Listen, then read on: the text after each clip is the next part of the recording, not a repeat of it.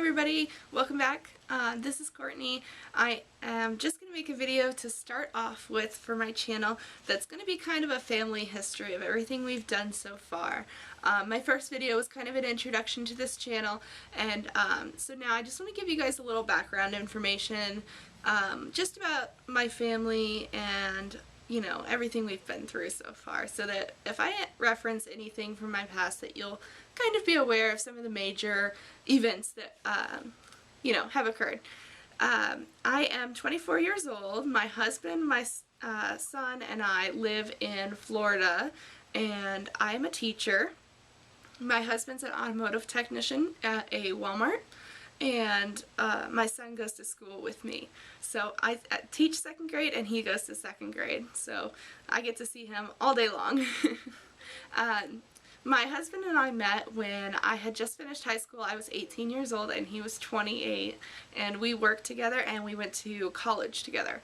So we were just destined to be together, and we dated for a while, moved in together, and then Christopher came to live with us. Christopher is my husband's son from a previous relationship, and he finally got to come live with us at 2.5, and there was some rocky history with that, but Christopher has been happily living with us ever since he was 2.5. I was 19 when he moved in with us, so I was a little scared, but I was really excited because I knew ever since I was in high school I really wanted to have a big happy family, and he was just, he's my oldest so far. So, and I say so far because we are working on, my husband has a couple of other children who live out of state, and we're working on getting some more time with them. But for now, Christopher's my oldest, and I feel so blessed to have him, and ever since we got him, we started trying to conceive, because I always knew I wanted a really big family. So we've been working for a while on that, and my husband proposed to me about 2 years after we got together, and then we had a long engagement because we were trying to finish college. So after I graduated college, we got married, and then I got a job as a second grade teacher at the school I'm at now. And I've been raising Christopher, through college and through, marriage and getting my job and everything. And Christopher is now 7 years old, and I can't believe it. He's going to be turning 8 very soon. I am so excited, and it's just amazing how fast time flies. I'm trying to think of any other history. Oh, so we've been trying to conceive for some while, if you've done any math along this story here.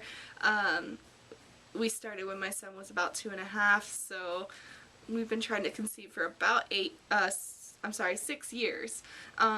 We have talked to doctors about fertility problems and things like that, but we have not found the exact solution to our problem because we have not gotten pregnant. So we do have some history with infertility, but that stops now. This channel is going to have a heavy focus on trying to conceive. So I'm just really excited to get pregnant with my next child, and really be determined to get healthy and ready. Some of the medical history that I have is that I've never had a regular cycle. My cycles have always been irregular, and they put me on birth control shortly after I started my cycle just to try and even it out. So I really never got a chance for them to be normal on my own.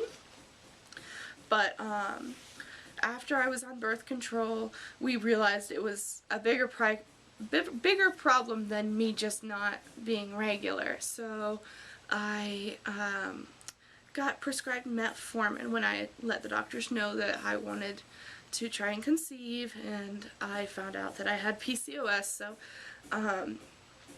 we started metformin, and I did some other blood work at that time that told me that I was not insulin resistant, but everything I read about PCOS implies that you're also insulin resistant. So, and based on my symptoms, I believe I might be insulin resistant. Maybe my tests, I just didn't understand what the doctor, maybe he was saying I wasn't diabetic.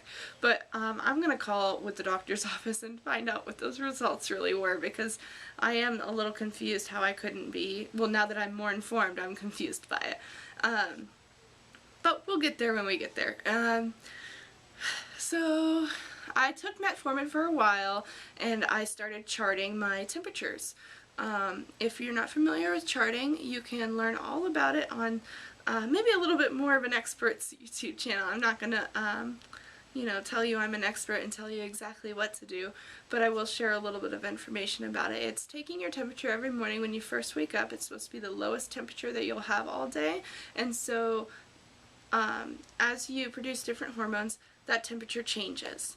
And if you keep track of your temperature, you can tell when you are ovulating and when you're the most fertile.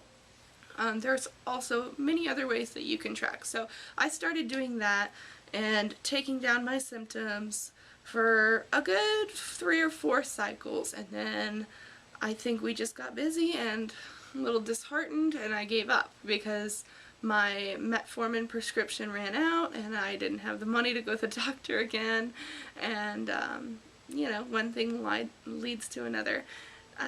So now I've gotten back on metformin and I've started over, and it's fresh, clean slate. I'm really excited to say that I have begun a cycle, so I really do truly have a fresh, clean slate. But that's where we're at right now, and I can give you guys a little more information in the next video about what we're going to do this cycle. Thank you so much for watching. Bye!